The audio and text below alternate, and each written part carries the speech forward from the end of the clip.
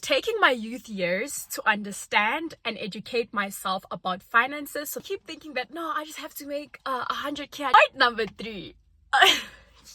Want to get married first. There's so many things that can fall at hand, dog. Like She's a Mona Lisa. Everyone's lining up to see her. Hey guys, welcome back to my channel. I am Kamumatong if you are new here. Hi, and I hope that y'all are all doing very well. I hope that you are staying safe. So in today's video, I'll be sharing with you guys certain things that I have implemented that I believe go against society and what people believe is right and the right way to go about. If I'm not mistaken, it is currently 9 and I've decided, oh, you know what, let me come to the car because I don't want to postpone this video. I don't want to say it has been placed on my heart, but it definitely has been on my mind for quite some time. And yeah, I was just like, you know what, today I'm getting up and I'm doing it. So I hope you guys like this video. Don't forget to like, comment and subscribe. And without rambling too much, let us get into the video. So in total, I don't know if I've mentioned this, but in total they're like 7 points, not so much. And these are the points that I'll be discussing with you guys that I just personally believe, right? I've implemented these, I go with these, and I don't really believe that they go along with what society says is right and what you're expected to do. So yeah, guys, let me just get into it. At point number 1, not instantly moving out immediately in my early 20s unless circumstances force me to. I've seen this thing. Actually, it's not even something that I've seen like recently. It has been happening for quite some time, where 15-year-olds, 18-year-olds, you know, your early 20s, we find ourselves wanting to have our dream apartments, wanting to move out, feeling the need to move out. And I won't lie, I think now I was influenced by social media. I was just like, baby, when I'm 23, I'm leaving this house. Not because there are any circumstances that force me to actually want to move out. Like, I'm cool, guys. I can stay with my mom for the next 3-4 years and I'll still be cool. I remember for quite some time, like from, I think when I was 17, I felt the pressure to work so hard so that I get to a point where when I'm in my early 20s, I move out. Nothing forced me to move out, not like, mind you, nothing forced me to move out, but because of what society had portrayed and because of what social media has also portrayed, oh yo, this cute aesthetic apartment, go prime stay, you know, work hard so that you can get to that point. But like thinking about it, it's like, okay, cool. It's not like you have to scratch the idea of moving out one day, right? You don't have to scratch the idea of your dream apartment, but don't rush to get there. Don't rush to feel the need that when you're in your early 20s, knowing, wow, that time that I could be taking and the money that I could be taking to be paying rent, levies, what else? Electric bills and all the excessive stuff, the money that I'm thinking, now I'm going to take it and it's going to go into that. I could be investing, I could be saving, I could be learning about finances, and then I can accumulate a lot more money than me just taking it out and living up to the cute aesthetics, you know. I actually came across this video where a YouTuber was like, she moved out at 18, like now she sits down and she's like, yeah, sure, I can pay for these things, but is it really worth it? Like all the money that I've been spending since I was 18 to now constantly pay for rent, pay for petrol, pay for this, do this, buy groceries, you know. I feel like it's just, I don't know, man. I feel like I'm gonna speak on other people or on behalf of other people, but for me, I feel as though I had convinced myself that that is the right way. Like I should immediately, once I'm done with high school, work hard, have a successful business. I don't know with what experience, because obviously you need experience, you need skills, you need knowledge, right? For you to even end up having a successful business. But here I convinced myself, well, you know what? I'm going to work hard and I'm going to push myself to get to a point where when I'm in my early 20s, 21, 22, 23, I'm going to make sure that I've moved out. I don't care. I wasn't really into my first car, but I've moved out. I stay alone. I pay my bills, you know, and I don't know, man.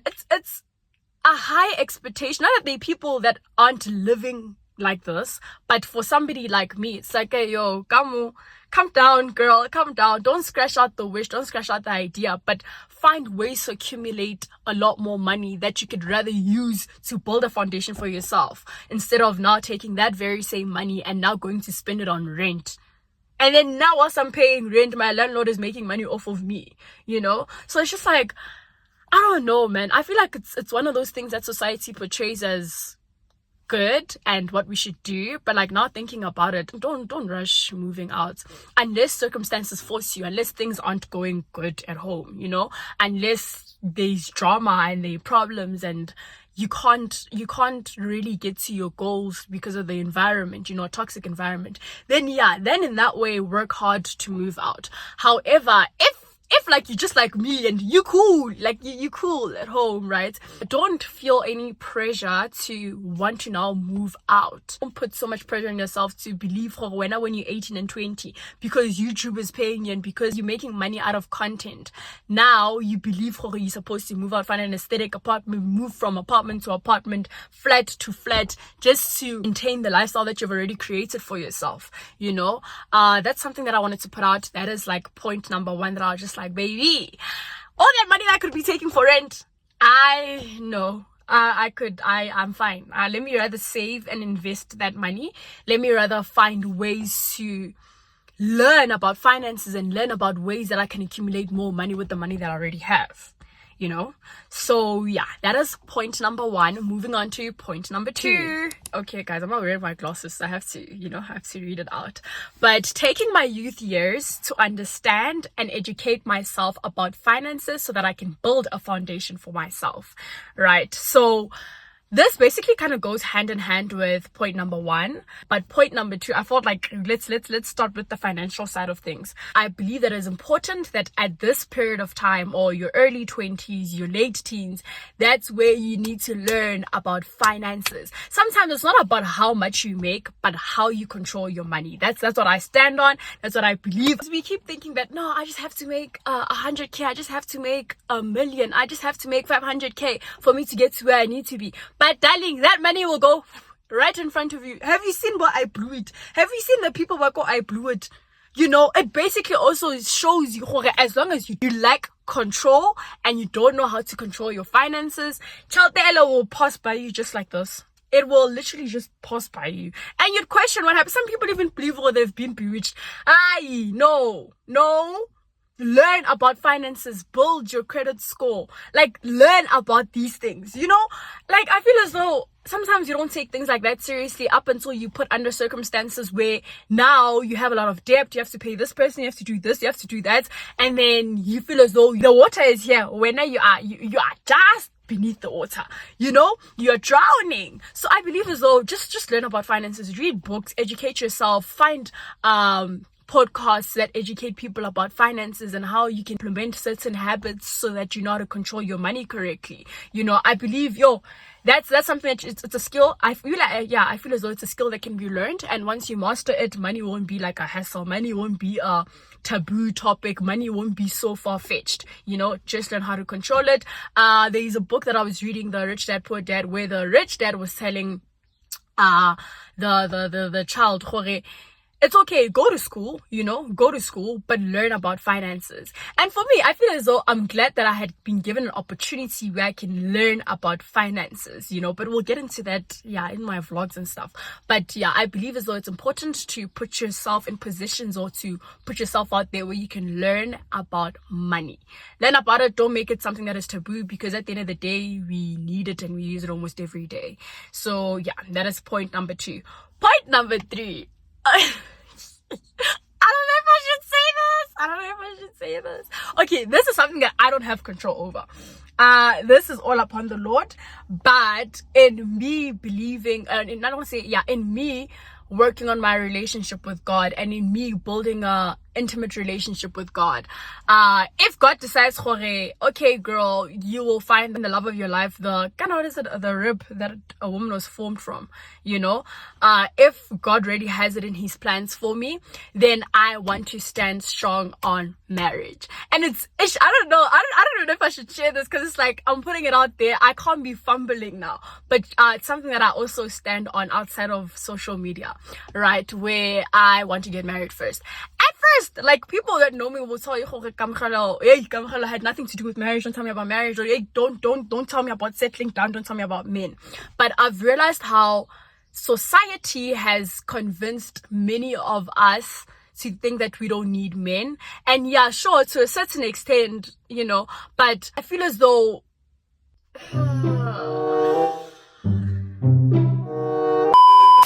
I feel as though for now personally, I would want to get married. Be a stay-at-home mom, not for sure. But married first before building a family and all that stuff, yes. I just personally think that it avoids so many things. It avoids sending letters. Your family has to go to your boyfriend's house to go tell them that he flopped. You know, stuff like that. It avoids things like that. But I don't want to touch on that topic because I don't want to offend anyone, you know? So yeah, but for me, I want to get married. And then moving on to point number 3. Skipping the exploring stage, guys. Personally, like, hear me out. I mean, maybe it's just my character. Maybe it's genuinely just my character. But being intentional in saying that I'm exploring with different men to know what I want, I can't.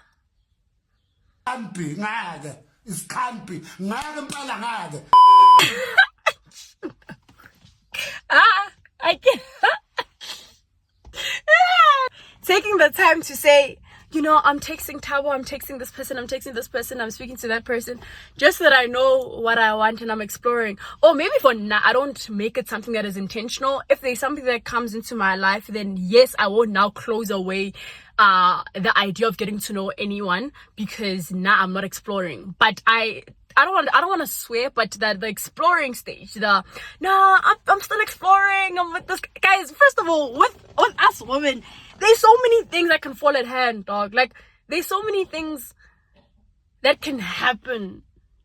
Unlike men, you know, I've heard women talk about how they regret that point where how they carried themselves because of that mindset of exploring and dealing with different men, you know. So I don't know, man. I don't. If it works for you, it works for you, you know. But for now, you know, getting to know a person unlocks a certain level of access that they have towards you, or access to you as a human being, to your aura, to your energy. So the thought of so many men having access to me like that, I get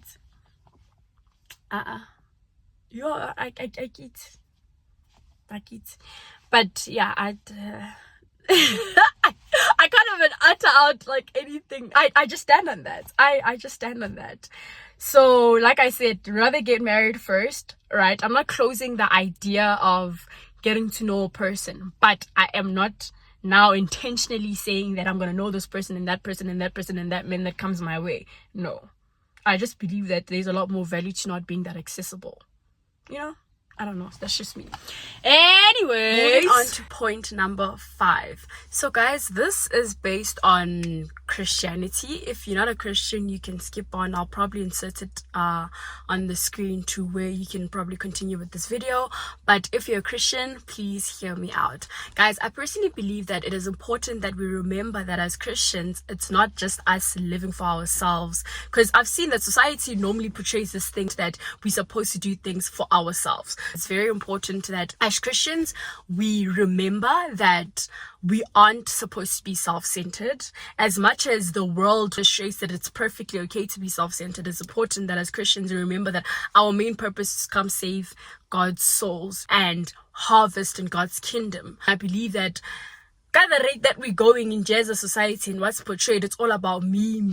And I believe that as Christians, it just doesn't apply to us. It really doesn't, especially if you can claim and say that you know God and you love God, you know. So that's just something that I've seen that has been illustrated by society, where I love myself.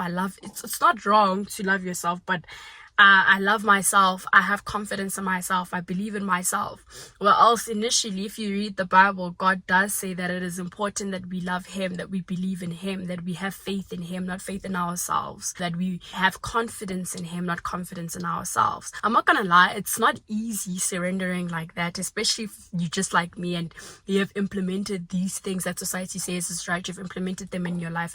It's not easy now letting go of such habits, but I do believe that it's important that as Christians we must remember that it is not for our own good but for God's good. Every little thing that you have gained, every little thing that you have earned that you think is because of your hard work, yes, your hard work is implemented, but don't forget who the orchestrator is of your life, who the creator of your life is. So I believe that it's important that we shall not be self-centered like the world says we should. Yeah, that is something that I wanted to put out. And then moving on to point point number 6, slowing down and working on a relationship with yourself. So this part really has nothing to do with being self-centered, but taking the time to work on yourself so that you can be a better person. I personally believe that this is also very important because in that way you create a period in life where, for me, this is like roundabout now, but you create a period in life where you take the time to work on yourself, to know what you need to improve on, to know and understand your skills, to know and understand your strengths and your weaknesses, you know, being a better version of yourself so that the aura that you carry can add value into somebody else's life. You know, if there's something that I've observed, guys, is that there's certain people that carry a certain aura where when they walk in the room, like, everyone turns around, they're just like, okay, no, who's that? And sometimes it's not the actual person, but the aura that they carry. Your aura can add value into somebody else's life. Energy is important. How we carry ourselves can speak for you before you can even utter a word, you know. So it is very important. For now, it is building a relationship with God, knowing God, because through knowing Him, then I'll know myself, you know. Taking the time to journal. I think I've illustrated that so many times where I journal. I try my best to journal each and every day, but other days I slack for my 2 to 3 days, you know. But I do try journal so that I can spend time with God and me, and then I can move into the world and then give my energy off to other people, you know. So that's the last thing, guys. Take the time to know yourself, take the time to know what you stand for, have values, morals, and set boundaries for yourself, you know. I feel like those are the things that fall under working and having a relationship with yourself. And just like any other relationship, working on yourself, it requires time, it requires energy, it requires patience, it requires all the things that you do in a relationship. Take that energy and do it upon yourself, you know. That's what I believe. But I hope you guys like this video. Please like, comment, and subscribe. We are done, and I'll see you guys in my next video. Bye. She's a Mona Lisa. Everyone's lining up to see her.